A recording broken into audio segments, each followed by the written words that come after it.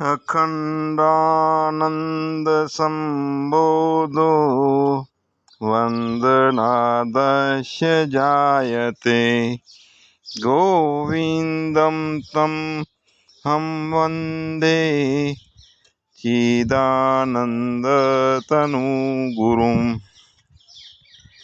अखण्डं सच्चिदानन्दं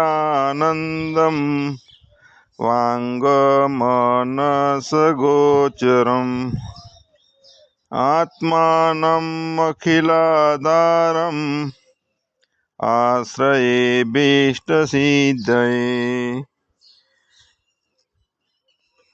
सद्गुरुदेव की जय। विज्ञान नौका मंत्र त्रीजो। यदानंदरूपं प्रकाश स्वरूपं निरस्त प्रपंचम परिच्छेद शून्यम् अहं ब्रह्मवृत्त्येकगम्यं तुरीयं परं ब्रह्म नित्यं तदेवाह अस्मि। जे आनंद स्वरूप, प्रकाश स्वरूप, प्रपंच रहित, परिच्छेद रहित हूँ ब्रह्म छू। आवी वृत्ति वडे जाणी शकाय हूँ ब्रह्म छू। आ वृत्ति वडे जाणी शकाय ते तुरीय नित्य पर ब्रह्म छे अने ते हूँ छू। विज्ञान नौका एटले अंतरात्माथी माराथी अभिन्न परमात्मानो अनुभव करवानो। तो ते यात्रा आपणी चाले छे। तेमां अंतःकरणनी शुद्धि, पछी आ ईश्वरे सृष्टिनी रचना केवी रीते करी दीधी, एनी अंदर 5 महाभूतो बन्या। 5 महाभूतोना सत्वगुणना अंशमांथी अंतःकरण निर्माण थयुं। ए अंतःकरणनी अंदर अध्यास, अध्यारोप थयो। अलग अलग अनुभवो थवा लाग्या। चेतननी चेतनता अंतःकरणमां झीलाय अने जीवंतता जेवुं लागे। तो मन, बुद्धि, चित्त, अहंकार, प्राण 3 गुणों, 5 ज्ञानेन्द्रियों, 5 कर्मेन्द्रियों, एना विषयों, आ बधो प्रपंच मिश्रित थई एकबीजामां भળી अने जे जगत निर्माण थई जाय छे, ઊભું थाय छे, अध्यास थाय छे अने ते बाद पण करी शकाय छे। पण चेतन एटले के हूँ खोवराई गयो छुं, हूँ मने जड़तो नथी। तो केवी रीते खोवराई गयो छुं? तो हूँनी आडे 5 પડદા थई गया। 5 कोषो, अन्नमय कोष, प्राणमय कोष, मनोमय कोष, विज्ञानमय कोष अने आनंदमय कोष। कोष एटले जेम तलवार ने म्यान ढांके, ए म्यान छे ते तलवारनी कोष कहेवाय, ढांकणो પડદો। एम हूँनु स्पष्ट जे दर्शन आपणुं नथी थतुं एनुं कारण के अंतःकरणनी अंदर पड़ेला विकारो, मान्यताओ, अध्यासो। हूँ आ देह छू, हूँ मन छू, हूँ प्राण छू, हूँ बुद्धि छू, हूँ आनंद लूटवा वाळो छू। आ मान्यताओना अध्यास जन्माराओथी अंतःकरणमां थया ज करे छे। अने ए अध्यासना कारणे, एना विकारना कारणे हूँ सच्चिदानंद, शुद्ध, बुद्ध, विमल, अचलम अने सर्वनो साक्षी छूं एवुं हूँ जाणी शकतो नथी मने। तो एनी शोध आडे केवा પડદા बनी गया छे तेनो आपणे विचार करता था। तो एमां प्रथम अन्नमय कोष। जुओ आ बधुं समजवानुं छे ने त्यारे तो शुद्ध बुद्धि द्वारा, एकाग्र बुद्धि द्वारा अने श्रद्धायुक्त बुद्धि द्वारा समझी शकाय छे। अने ते चित्तनी प्रसन्नता होय, पूर्ण जिज्ञासा होय, एक शब्द ने आम रस एनो चूसी ने आम आनंद माणवो छे, आवी तीव्र इच्छा थी आपणे सांभळीए अने एक વાતને ગ્રહણ કરી અને એનું લક્ષ્ય કરીએ, એનું મનન કરીએ તો યથાર્થ આપણું સ્વરૂપ છે તે જણાય આપણને. તો અંતઃકરણ તો શુદ્ધ થઈ જાય છે, પણ ભ્રાંતિઓ અને સંશયો છેદવાના છે. આ પ્રપંચથી જગતની રચના કેવી રીતે થઈ ગઈ છે તે જાણીએ તો પ્રપંચ રહિત પરમાત્માને જાણી શકાય. પરમાત્મા પ્રપંચથી રહિત છે એટલે કે એમાં કોઈ ઇન્દ્રિયો નથી, કોઈ માન્યતાઓ નથી, કોઈ અધ્યાસ નથી, કોઈ વિષયો એમાં નથી, ઇન્દ્રિયોની અને વિષયોની ચેષ્ટાઓ પણ એમાં નથી, અને શરીર જ નથી.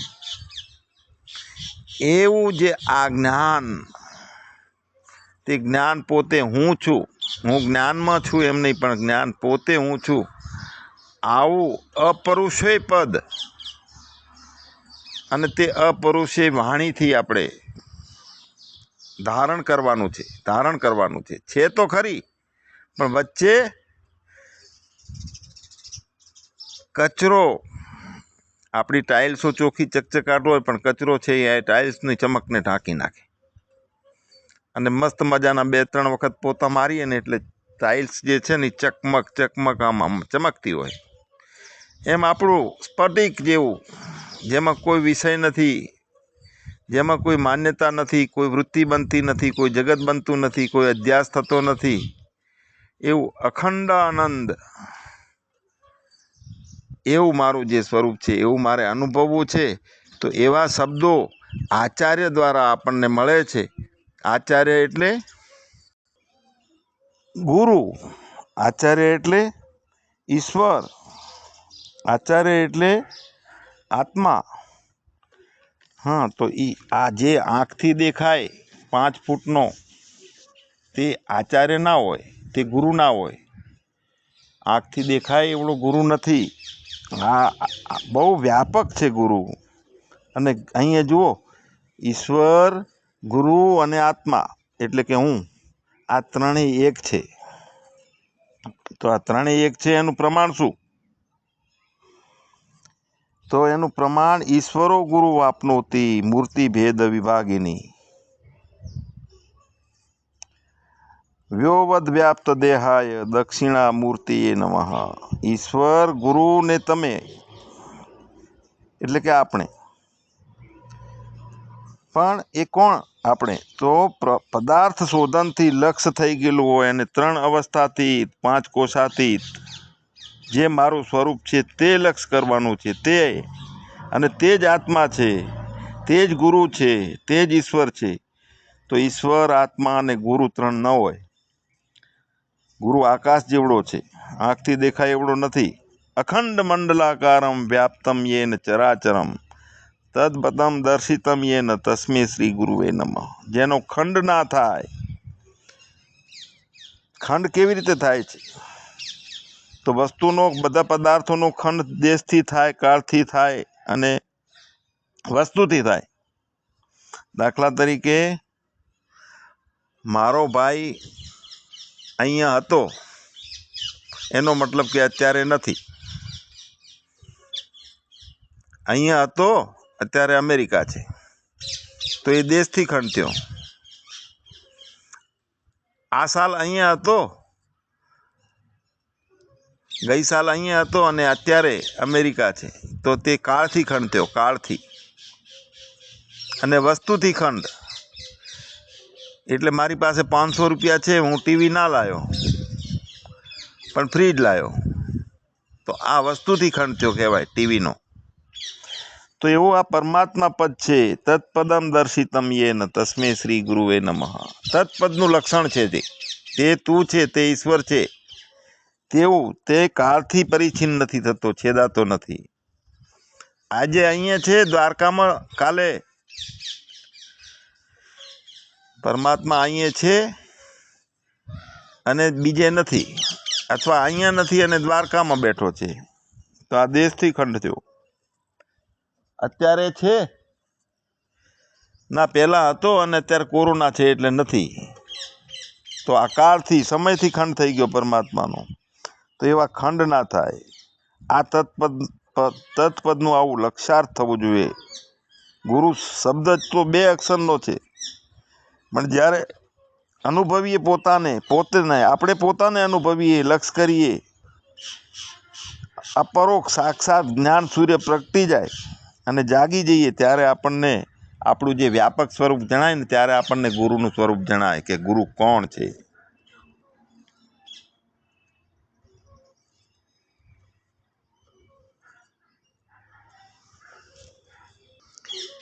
તો આ ગુરુ છે તે જ આચાર્ય છે. આચાર્યવાન પુરુષો વેદ. આચાર્ય કોણ? અપુરુષ જે ઈશ્વર છે તેને વાણીથી લક્ષ કરાવે, અને તે વાણી પણ અપુરુષે હોય, અને પરમાત્માને અપુરુષને જે લક્ષ કરાવે કે જેમાં કોઈ ઇન્દ્રિયો નથી, પ્રાણ નથી, મન નથી, બુદ્ધિ નથી, અંતઃકરણ નથી, કોઈ વાણીથી જણાતો નથી, અને તેને વાણી દ્વારા વર્ણન કરી અને એની જોડે લઈ જાય, આપણને એક કરાવી દે, લક્ષ કરાવી દે, તે આચાર્ય. તો આચાર્ય આપણને લક્ષ કરાવે ચેતનનું. તો ચેતન કોણ? તે હું તે જ બ્રહ્મ, બદલાય નહીં તે. તો તે ક્યાં ઝીલાય છે? અંતઃકરણમાં. જેનું પડ્યું પ્રતિબિંબ તે સાક્ષી, તે ચેતન. જેનું ચેતનનું બ્રહ્મનું પ્રતિબિંબ પડે, અને કોનામાં પડે? અંતઃકરણમાં. જેનું પડ્યું પ્રતિબિંબ તે ઉપહિત ચેતન સાક્ષી, અને જેમાં પડ્યું પ્રતિબિંબ તે અંતઃકરણ. તો અંતઃકરણમાં એ પ્રતિબિંબ ચેતનનું ચિદાભાસ ઝીલાય છે. તો પ્રતિબિંબ છે તે વિશિષ્ટ છે, અને અંતઃકરણની અંદર જે જગતને જાણવાવાળો, માણવાવાળો છે એ અંતઃકરણ વશિષ્ઠ ચેતન, એટલે કે જીવ. અંતઃકરણ વાળો ચેતન એ જીવ, અને માયા વશિષ્ઠ ચેતન, માયાવાળો ચેતન તે ઈશ્વર છે. તે અસંગી છે, સુખ દુઃખનો ભોગતા નથી. અને ઉપહિત એટલે અવછિન્ન ચેતન, સાક્ષી ચેતન છે, અને તે વ્યાપક છે, અપરિચિન્ન છે, એટલે કે એનો ભાગ, ત્યાગ કે વિભાગ એમાં કશું થતું નથી, જેમ છે એમનું એમ રહે છે. તો ઉપાધિ ભેદે જીવ, ઉપાધિ ભેદે માયાની ઉપાધિ ઈશ્વર, અજ્ઞાનની ઉપાધિ જીવ, આ બધી ઉપાધિ લાગે છે. અને વિશેષણ તેને કહેવાય કે દાખલા તરીકે બાબુ કાકા છે, તો બાબુ કાકા કેવા? તો બાબુ કાકા કોઢિયા, તો કોઢિયો એ વિશેષણ થયું. બાબુ કાકા મૂંગા, તો વિશેષણ થયું. એ વ્યક્તિને ઓળખવા માટે કરીને બીજો કંઈક આધાર મૂકી દઈએ તો તે વિશેષ બની ગયો, એટલે અંતઃકરણ વશિષ્ઠ ચેતન. તો આ 2 ચેતન. હવે અંતઃકરણમાં ચેતનનું પ્રતિબિંબ ઝીલાય છે, પણ આપણે લક્ષાર્થ કરીને જાણતા નથી, એટલે બ્રહ્મની અનુભૂતિ, આપણે આત્માની અનુભૂતિ કરી શકતા નથી. કારણ કે અંતઃકરણમાં પ્રતિબિંબો જેમ ચેતનનું ઝીલાય છે એમ જગતનું ઝીલાય છે. જગત આખું અંતઃકરણમાં ઝીલાય છે, અને જગત સાચું લાગે છે. ઇન્દ્રિયોના વિષયોની ચેષ્ટા, આ બધું સાચું લાગે છે. એટલે એમાં કરોડિયાની જાળમાં જેમ ફસાય એમ બધું જીવ ફસાઈ ગયો આખો. મનથી બંધન થઈ ગયું, અને મોક્ષ પણ મનથી થાય છે, પણ તે કરાવે છે આચાર્ય મોક્ષ. એટલે અંતઃકરણની અંદર જેને વિશેષ મહત્વ આપ્યું છે તે વધારે પ્રગટ થાય. અત્યારે આપણને હું પ્રગટ થયો, દેહ તે હું, મન તે હું, પ્રાણ તે હું, તો એ અધ્યાસ થઈ અને જે મેઇન હું છું, ચેતન હું, તો એ ઢંકાઈ ગયો અધ્યાસ. ઘણી વખત આપણે લીધું છે કે માટી ભૂલાઈ ગઈ, ઘડો જ યાદ આવે છે. માટી કેવો દેખાતું જ નથી. દાગીના દેખાય, સોનું દેખાય નહીં. તો આવું ઇન્દ્રિય રહિત તત્વ છે, એને જાણવું છે. તો કેમ જાણવું છે? તો સુખની પ્રાપ્તિ માટે જાણવું છે. પાણી માત્રની દોડ જે છે એ સુખ મેળવવાની છે. જન્મથી મૃત્યુ સુધી, જાગે છે ત્યાંથી સૂંઘે છે ત્યાં સુધી, બધાની એક જ માગ છે કે સુખ મેળવવું છે. તો હવે સુખ ઘડીકનું જોઈએ છે, તો એ તો ઇન્દ્રિયોથી મળે છે, એનાથી તો કંટાળ્યા છે. પછી સુખ અમુક ઠેકાણે જ જોઈએ છે. અહીંયા નથી, એટલે હું તીર્થયાત્રા કરીને દ્વારકા જાઉં, તો દ્વારકામાં સુખ છે. તો ત્યાં હશે એવું માનીએ છીએ અને ત્યાં જઈએ છીએ. તો ઘરમાં હોય, તીર્થયાત્રાઓમાં હોય, શમશાનમાં હોય, ખેતરોમાં હોય, વગડામાં હોય, બધે જ સુખ હોય એવું બધે મળે એવું જોઈએ છે. જ્યાં જાઉં ત્યાં મારો પડછાયો બનીને હાજર રહે, હાથે ને હાથે રહે એવું સુખ જોઈએ છે. પછી સુખ કોઈ એક વ્યક્તિથી ના હોય તો ના ચાલે, તો કે ના બધાયથી સુખ જોઈએ છે. તો આવું સુખ તો ઈશ્વર સિવાય હોય નહીં, પરમાત્મા સિવાય હોય નહીં. તો પરમાત્મા પાસેની ભક્તિ જે કરે છે માટે પરમાત્મા માટે બધાથી સુખ મેળવવા કરે છે, પણ સરનામું ખોટું છે. હકીકતે સુખ મેળવવાનું સરનામું બધું ખોટું છે. કેમ કે ઇન્દ્રિયજન્ય સુખ છે બધે. ભક્તિ કરવી એ ઇન્દ્રિયોથી કરે છે, બુદ્ધિથી કરે છે, કાલાવાલા કરે છે, ભગવાનને ફૂલો ચડાવીએ, આરતી કરીએ, ઉપાસના કરીએ. ના કરવું એ નથી. અંતઃકરણની શુદ્ધિ થાય પણ આત્માનું જ્ઞાન ના થાય. તો આ બધાય ટેમ્પરરી સુખો, કોઈ વસ્તુથી સુખ, નવી ગાડી લઈએ તો આનંદ આવે, દીકરો જન્મે તો આનંદ આવે, મકાન નવું લઈએ તો આનંદ આવે. આ બધા ઇન્દ્રિય જન્ય સુખ છે અને નિત્ય નથી. નિત્ય એટલે જેની આદિ થઈ છે એટલે એનો અંત છે જ. જેનો કોઈ દિવસ આદિ ના થઈ હોય ને અંત ના હોય તે નિત્ય સુખ છે. તો આ પરમાત્મા ઇન્દ્રિયજન્ય નથી. ઇન્દ્રિયથી એ સમજી શકાય નહીં પરમાત્માને. ત્યાં વાણી, મન, બુદ્ધિ કશું ના પહોંચે. અને પરમાત્મામાં કોઈ શબ્દ, સ્પર્શ, રૂપ, રસ કે ગંધ એવું પણ કાંઈ નથી. તો એ ઇન્દ્રિયાતીત સુખ છે. હા, જો ઈશ્વરની રચના જોવો બધી. આંખમાંથી એકલું દેખાય, એમાં સંભળાય નહીં, એમાં ગંધ ના લેવાય.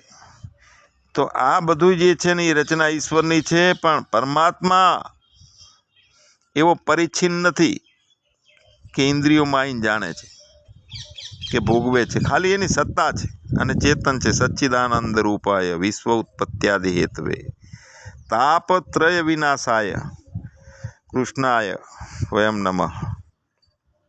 તો પરમાત્મા અખંડ છે, અવિનાશી છે. એ કાંઈ ન તો ભોગવવાવાળો છે કે ના નાશી છે. એ નાશ નથી, એનો વિનાશી છે. તો આવા પરમાત્માને નક્કી કરીને પોતાના અંદર પ્રસ્થાપિત કરવાનો છે ને એની આડે આવતી જેટલી ભ્રાંતિઓ છે તે ભ્રાંતિઓ તોડી નાખવાની છે. તો એમાંની એક ભ્રાંતિ એ છે પહેલા નંબરની કે હું દેહ છું, હું શરીર છું. તો શરીર છે તે અન્નથી બનેલું છે, અન્નમય કોષ છે શરીર છે તે. હા, શરીર છે તે અન્નથી કેવી રીતે બન્યું? તો માતા પિતાએ અન્ન ખાધું અને એ અન્નનો વિકાર છે તે વીર્ય, બાપનું વીર્ય અને માનું રુધિર. તો એ અન્નના વિકારથી રુધિર અને વીર્યથી આ દેહ બંધાણો માના કુખમાં એ ઉછર્યો 9 મહિના. અને પછી પણ અન્ન ખાઈને તે વધે, મોટો થાય, પોષણ થાય, અંતઃકરણ વધે. બધું અન્નથી જ નિર્માણ થાય છે. તો અન્નમય કોષ જે છે તે આ શરીર છે તે અન્નમય કોષ છે. અને હું શરીર છું, હું શરીર છું, હું શરીર છું આવો અભ્યાસ કરી અને આપણે ચેતન આત્માને ભૂલી ગયા. જેના કારણે આ શરીર છે, જેના આધારે છે તે આપણને ખ્યાલમાં નથી આવતું. એટલે અન્નમય કોષને હટાવવો જોઈએ કે હું કાંઈ નથી, હું આ શરીર નથી, હું ચેતન આત્મા છું. આવું જ્ઞાન થાય, આવો પડદો હટી જાય તો આ પહેલો પડદો છે. અને બીજા નંબરનો કોષ છે તે પ્રાણમય કોષ. તો પ્રાણ જે છે એ 5 કર્મેન્દ્રિયો સાથે મળી, 5 પ્રાણોને સાથે મળી અને પ્રાણમય કોષ બને છે. અને તે સ્થૂળ છે.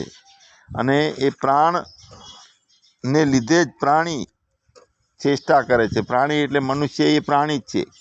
પ્રાણી એટલે કોણ? જે શ્વાસ લે છે તે બધા પ્રાણી, પ્રાણને ધારણ કરે તે પ્રાણી. એટલે એ વાણી, શબ્દ, સ્પર્શ, રૂપ, રસ આ બધાથી શરીરથી જે પુણ્ય કે પાપ કર્મ કરવામાં આવે તેમાં આ પ્રાણમય કોષ મુખ્ય કર્તા છે, કર્તા. જેમ પવન છે, પવનનું વાવાઝોડું આવે તો ઝાડ છે એને ડોલાવે. એક બાજુ બીજી બાજુ આખો ડોલાઈ નાખે. પણ જો તે વાયુ સ્થિર હોય તો ઝાડ પણ સ્થિર હોય. તેમ પ્રાણ અને કર્મેન્દ્રિયો પ્રેરણા કરે છે ત્યારે જ આખું શરીર આમ કેટલી જાતની ક્રિયાઓ કરે છે, જુઓ, પ્રવૃત્તિ કર્યા કરે છે. તો એ આખા શરીરને ડોલાવે છે. તો પ્રાણને સ્થિર કર્યો હોય, પ્રાણ સ્થિર હોય તો બધી ક્રિયાઓ સ્થિર થાય. તો એ પ્રાણમય કોષ. કોષ એટલે ઢાંકણું, કોષ એટલે આવરણ. હા, અને એ ક્રિયાઓ કરે છે અને જીવંતતા જેવું લાગે છે. તો એના કારણે આપણને હું પ્રાણ છું એવું નક્કી થઈ જાય છે. તો ના, પ્રાણ પણ હું નથી, પ્રાણ પણ ઉત્પન્ન થયેલો છે. તો આ છે પ્રાણમય કોષ. પછી મનોમય કોષ. તો મન છે એ મજબૂત કેવી રીતે બની ગયું? બધી જ્ઞાનેન્દ્રિયોમાં એ જાય છે. જો આંખમાં એ જાય છે ત્યારે તો જોવાનું થાય છે, તો જોવે છે મન, સાધન આંખ. સાંભળે છે મન, સાધન કાન. સૂંઘે છે મન, સાધન નાક. તો બધી જ્ઞાનેન્દ્રિયોનો ઉપયોગ કરે છે. બધી જ્ઞાનેન્દ્રિયો સાથે મળી અને આખો મનોમય કોષ બન્યો છે. એટલે મન છે તે મુખ્ય છે, એટલે એને મનોમય કહેવામાં આવે છે.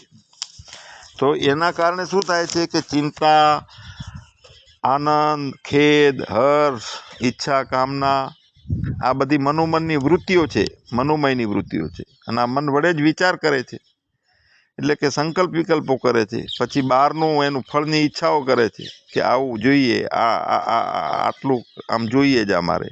તો આ મન આ પ્રયત્નો કરે છે, કર્મ કરે છે અને એના ફળ ભોગવે છે. તેથી આખા સંસારનું કારણ જે છે તે આ મન છે. આ મનને જીવને છે ને, મન અંદર ને બહાર બધે દોરી જાય છે. મન વડે જ સર્વ પદાર્થોને તે જાણે છે જીવ. તો આ મનથી જ જીવ સાંભળે, સૂંઘે, જુએ, બોલે, અડે, સ્પર્શ કરે, ખાય, આ બધું મનથી કરે છે જીવ. તો મનને લીધે જ મનુષ્યોને બંધન અને મોક્ષ થાય છે. અને કોઈ પણ અત્યારે આપણે સાંભળીએ છીએ તો અર્થ થાય છે ને એમાં અનર્થ પ્રાપ્ત થાય, તો મનથી જ થાય છે. એટલે શુદ્ધ મનથી જો વિવેક થાય, શુદ્ધ મનથી વિવેક થાય તો મોક્ષ થાય. અને મલિન મન હોય તો અવિવેક થાય અને બંધન. તો આ મન જે છે સત્વગુણી ના રહે અને ફક્ત રજોગુણી બની જાય અથવા તમોગુણી બની જાય તો મલિન અને અશુદ્ધ થઈ જાય અને કેવળ અજ્ઞાનથી જન્મેલું જ આખું મન બની જાય. એટલે તમોગુણના દોષથી મળી જવાના લીધે મન છે ને એ જડતાવાળું, મોહી, એમાં મોહ થાય, આળસ થાય, પ્રમાદ થાય, તિરસ્કાર, ક્રોધ, આ બધા અવગુણો આવે. એટલે એના કારણે એમને એમ રમ્યા કરે, જીવાત્માને રમાડ્યા કરે અને સત્ય વસ્તુને જાણવા દેતું નથી આ મન. એટલે પદાર્થનું વાસ્તવિક તત્વ મળતું હોવા છતાં સમજતું નથી. તો રજોગુણના દોષથી જ્યારે જોડાય છે આ મન, તો સન્માર્ગના વિરોધ એના આડાવડા ખેંચી જતા જે વિક્ષેપના ગુણો છે, કામના બધા વગર અનેક જાતના ગુણોથી એ મન જીવને હેરાન કરે છે. રજોગુણી ક્રિયાઓ કરાય કરે. તો એ મનરૂપી દીવો સૂક્ષ્મ પદાર્થોનું જ્ઞાન કરાવનારો છે, છતાંય અતિશય ભમવા લાગે છે. કોઈ જ રીતે એનો જો પોતાનો મહિમા, પોતાની સત્તા ખલાસ થતી હોય, જેમ જબરજસ્ત વાયુથી દીવો ડોલવા લાગે એમ એનો મહિમા નાશ પામતો લાગે. એટલે મુમુક્ષુએ આ સંસાર રૂપ બંધનથી છૂટી જવા માટે કરીને મનને રજોગુણ અને તમોગુણ એ બંનેથી થતા કાર્યોથી કાયમ માટે છૂટું પાડી અને સદાકાળ કાળજીપૂર્વક શુદ્ધ સત્વગુણમય અને એ સત્વગુણમાં પ્રીતિવાળું રાખવું. એટલે તો કહેવામાં આવે છે કે જ્યારે એક આપણે આત્માને ઓળખવા માટેના વિષય ચાલતો હોય, આ વિજ્ઞાન નૌકા છે ને, તો સંસાર સાગરને તરી જવા માટે છે, વાસ્તવિકતાને જાણવા માટે છે, ઈશ્વરની સૃષ્ટિની રચના શું છે, આ અંતઃકરણ કેવી રીતે નિર્માણ થયું, ક્રિયાઓ શું છે, વિષયો કેવા છે, શું છે, આ બધું જાણીએ તો નિત્ય જે પરબ્રહ્મ છે એને જાણી શકીએ. તો આ મન જે છે એ મનથી જ બંધન અને મનથી જ મોક્ષ. તો એ તત્વને જાણવા માટે કરીને આપણે જે અત્યારે વિષય ચાલુ કર્યો છે ને, તો ત્યાં સુધી ફક્ત ને ફક્ત જે 10 દિવસ 15 દિવસ 20 દિવસ જ્યાં સુધી આવા પ્રવચનો સતત સાંભળીએ ને, એ વખતે અલગ અલગ બીજું કાંઈ ના સાંભળતા જુઓ, જેટલા નાના નાના નાના નાના કૂવા ગાળીએ તો એમ પાણી ના નીકળે. મોટો ઊંડો કૂવો ગાળીએ ને એક, તો ભરપૂર પાણી અને મીઠું નીકળે. એટલે અલગ અલગ વિષયોને બધાને બંધ કરીને, કારણ શું છે કે આપણી મનની બુદ્ધિની ક્ષમતા એવી હોય છે કે વિવેક વગરની હોય, એટલે જળ ચેતનનો કે સાર અસારનો નિર્ણય ના કરી શકતી હોય, અને જેને તે બધું ભરાય અંદર, એટલે પછી ભ્રમિતતા આવે કે મારું તો આ સાચું કે આ સાચું, આમ કરવું કે આમ કરવું, એટલે પરિણામ ના આવે પોતાનામાં.